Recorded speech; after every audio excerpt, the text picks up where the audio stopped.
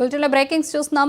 విశాఖపట్నం జిల్లా చెనగతిలి సంఘం సంక్షేమ శాఖ కళాశాల బాలుర వసతి గృహంలో ఉద్రిక్తత చోటు చేసుకుంది.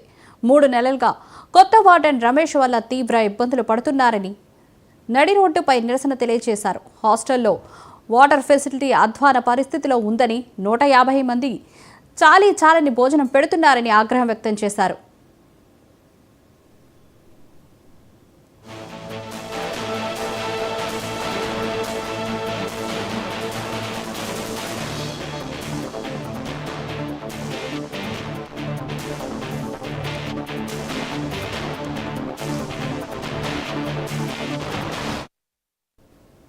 విశాఖపట్నం జిల్లా చినగతిలి సాంఘిక సంక్షేమ శాఖ కళాశాల బాలుర వసతి గృహంలో ఉద్రిక్తత చోటు చేసుకుంది. 3 నెలలుగా కొత్త వార్డెన్ రమేష్ వల్ల తీవ్ర ఇబ్బందులు పడుతున్నామని నడి రోడ్డుపై నిరసన తెలియజేశారు. హాస్టల్లో వాటర్ ఫెసిలిటీ అధ్వాన పరిస్థితిలో ఉందని 150 మందికి చాలి భోజనం పెడుతున్నారని ఆగ్రహం వ్యక్తం చేశారు.